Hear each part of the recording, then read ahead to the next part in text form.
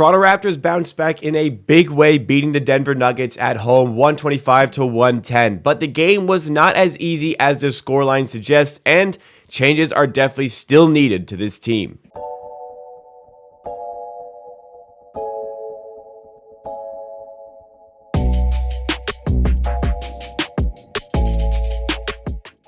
So the Raptors took down the Denver Nuggets last night at home in a very important game for the season. The Raptors had a very tough road trip there, especially on the West Coast, losing 4 out of 5 games on that road trip and losing all 3 that were on the West Coast. Those games were to the Nuggets, the Clippers, and the Lakers. Now, the Nuggets one definitely came at the expense of some officiating, or as a result of some officiating, whereas the Clippers and Lakers games were a lot more down to what the Raptors did and the way they tried to execute their game plans, because they really struggled in those games. Specifically, in the bench minutes of the Lakers game. Overall, I thought they struggled in that Clippers game entirely. But the bench has continued to cause problems for the Raptors. And, we spoke about it last game. That comes down to a lot of the coaching and not staggering minutes. And it comes down to some of the players on the bench really not influencing the game in any sort of positive way. So was hoping to get around that, was hoping to improve on that for this game. We didn't, and we'll talk about that. But the Raptors still win this one handily in the end, 125-110. Now, this was a game, unfortunately, I did not have the full pleasure of watching in its entirety. So my knowledge on this game is going to be a little bit spotty. So anything that I miss, get wrong, or you want to clarify to me, please let me know in the comments down below. Just that preface, so you know I am doing my best with what I've seen and from what I have watched back from this game. So 3 things that I want to talk about from this game. 3 things specifically. First of all, I want to talk about the starters versus the bench. Second of all, I want to talk about Fred VanVleet in particular. Third of all, I want to talk about a guy who didn't even play in this game, Christian Koloko, but we will get to that point. Because I didn't watch this one back live, decided to throw up a photo here instead of the chat because there is no chat. I'm recording this in the morning here. But let's get into what I was talking about as it comes to the starters versus the bench. So, just to make it just as simple as possible, just looking at the plus minus. Like, I don't want to put too much on plus minus. I don't want to do that, but it's kind of hard not to do that when all 5 starters are plus 7 or plus 13 or better. Jakob Poeltl is even plus 30 in 27 minutes. That's absurd. Playing against Nikola Jokic, that's absurd. All 5 starters well into the positives. All 4 bench players who played meaningful minutes. Koloko actually did get 1 minute in the end, but all 4 bench players who played meaningful minutes, Trent, Barton, Achua, Boucher, were in the negatives. Achua in particular, in 14 minutes, was a minus 13. When Achua is on the floor right now, he is an absolute black hole crater to this defense.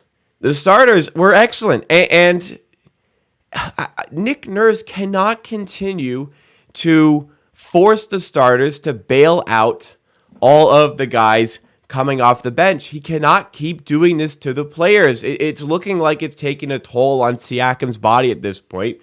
VanVleet seems to be rising out of it very well, and I said he'll be the second thing specifically that we talk about from today's post-game show, but it just seems like Nick Nurse is treating the start of the second quarter and the end of the third / start of the fourth as sacrificial minutes of the game where you just allow the bench to blow the game and pray the starters get it back, because the Raptors led this game by 24 freaking points, okay? They led this game by 24 points. Everything looked simple, easy, cruise to a win.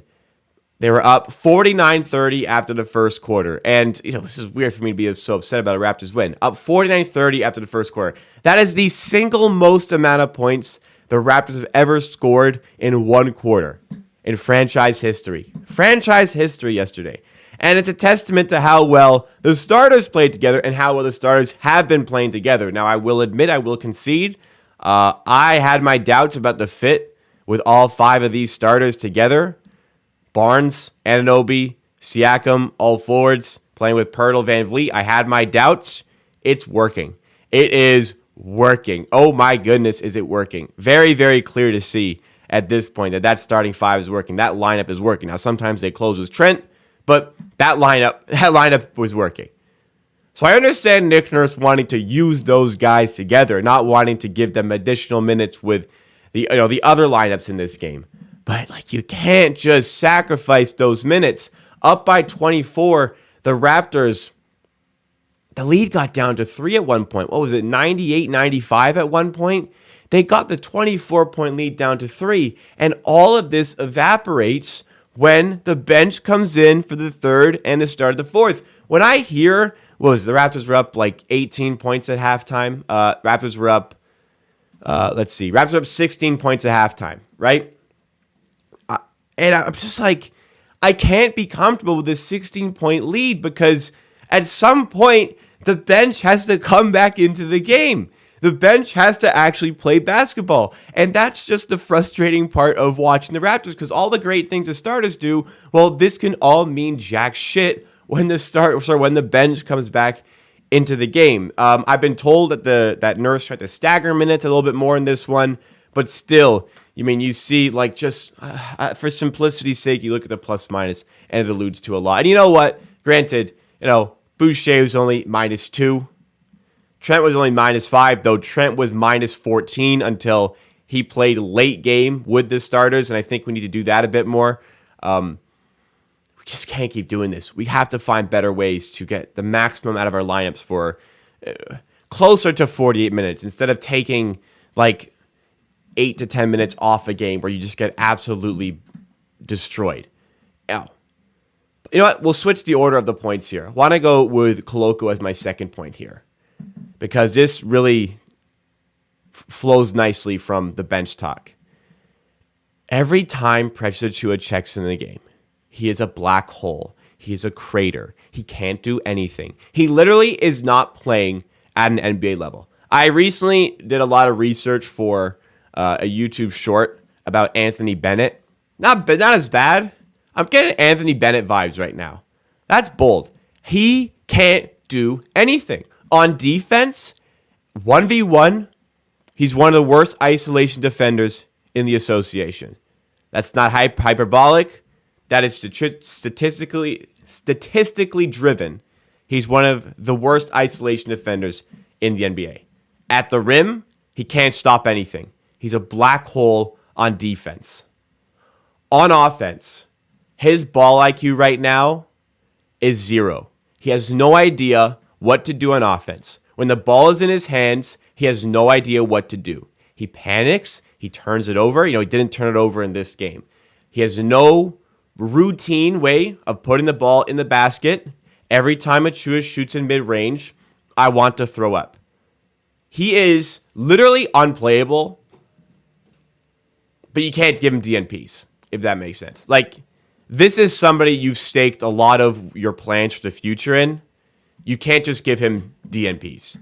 But man, like, if you need to win a fucking basketball game in the next, 14 games left? If you need to win that game, you really should not be playing Achiuwa.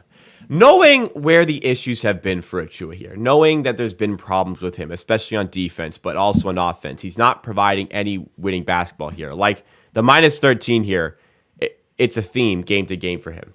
Knowing all this, the Raptors recalled Christian Koloko. They also recalled Delano Banton from the 905, but Banton's not even listed in the box score at all, even as a player who didn't play. They recalled Christian Koloko from the 905. We had 3 days in between the Lakers game and the Nuggets game, but we recalled Christian Koloko, I believe it was the Saturday. And in the middle of calling up Koloko and this game happening, the Raptors 905 played a pivotal game to their season. Now, they did win that game, thankfully, but Koloko is an integral part of the Raptors 905 team. We called him up to miss that important game to come practice with us before this game against the Nuggets. I assumed this was Achiuwa is so bad that it'd be nice to try something new as Christian Koloko. And we are so desperate to get Koloko in and fit in right away that we are going to make him miss that important game with the 905 to practice with us and get ready for this game. And other than 1 minute of garbage time, Koloko does not play in this game. Now, I will admit, I think some people, I don't want to say overrate Koloko because, we understand he's a young player. He needs time to develop. But I think people overestimate how much of an impact he'd have in games directly from coming back. There's a reason he's in with the 905. There's a reason he's in the G League. Opposition teams are really hunting him. But when you're playing an opposition team with a big man like Jokic, and you just need somebody to solidify the rim protection, why not try him, right? In this road trip, Achua was useless. It would have been really nice to have Koloko to put in the game and make a difference, at least see what he does. So I thought we'd do that today. But even with Achua constantly getting devoured on defense, Koloko still didn't come in the game. Why did you call him up just to still not play him? I'm so baffled by that decision. Why did you call him up days before this game, a game that's at home, just to not play him still? Why, Nick? Why? Whoever made that call? That doesn't make sense. That does not make sense, honestly. Why would they do that? Just to still, they literally called him up to have a front row seat to watch Achua get devoured on the inside again. Enough on that. Let's talk about Fred VanVleet, the third thing that I wanted to discuss here. My God. Fred VanVleet is a winner. Straight up is a winner. This guy wants to win. He has the drive to win. And every time the going got tough in this game, Fred VanVleet had an answer. He had a big three. He had a big pass, big steal. Fred did everything. Everything in this game. 36 points, 7 assists, 3 steals, 13 for 22 shooting, 8 for 12 from 3. Yeah, easily. Fred VanVleet's best game of the season. Bailed out some poor performances, but it's nice to see we're getting really good numbers from the starters here. We're getting really good numbers from the starters. OG, excellent again. Scottie Barnes, excellent again. Pirtle, excellent again. Now, where we have some issues, Siakam, not excellent again. Struggled again. He's had some real struggles lately. 12 points on 6 for 16 shooting. As much as Pirtle seems to have heightened Fred VanVleet's game, OG is having a nice little run here, as is Scottie Barnes. Siakam seems to be somebody who has struggled recently. The questions are going to be, how can you get the most out of Siakam? I think, obviously, the paint has a little bit more traffic nowadays. So, that's something we have to work around. Siakam looks maybe a little bit fatigued. Maybe he's not 100% healthy. I don't buy into those excuses because you're out there playing. You got to give us better basketball because you're playing. You're healthy, you're playing, right? If you're playing, we can't be talking about, this and that, health. No, if you're on the court playing, you're healthy, and you need to execute better. Some ways you can get him involved. Well, first of all, the jump shot's got to start falling again for the player. Other ways you can get him involved, maybe have him as the ball handler in a pick and roll setting because Pirtle's a great screener. It's really opening up the game for Fred. Maybe have Fred more off ball sometimes and have Siakam as the handler out of the pick and roll in certain spots. I like that. Try to get him transition looks to get going. Really try to find him in those outlet settings. These are ways I think that you can get Pascal Siakam more involved. But, I know the talent Siakam has. You should as well. We can give him some time. We can give him a bit more time here. And, from how good he's played this season, how well, he's played this season, I think we can forgive a rough stretch or two here and there. And we know that, he's a talented player that can bounce back and be better. But overall in this game, yeah, some changes need to happen because you can't keep giving yourself the handicap of your bench coming into the game. But it was just domination here. Great shooting night, 53 from the field, 40 from 3, largely because of the 8 for 12 night from Fred. You out-rebound them, 44-32, generate those extra possessions. 14 extra possessions from offensive rebounds compared to their 4. A 10 offensive rebound swing. Turnovers, you win the turnover battle.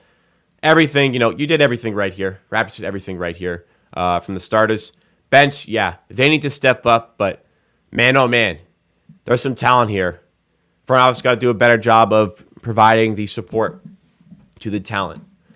We'll take the win. We move on. Big week ahead. Let's see how it goes. If you guys enjoyed this this post-game show, please make sure you're subscribed to the Amateur Eclipse channel. We do a post-game show like this for as many Raptors games as possible. So get on board, join the Amateur Army today, drop a like to show your support, and come to the watch party for Thursday's game as the Raptors take on the Oklahoma City Thunder. Take care, everybody.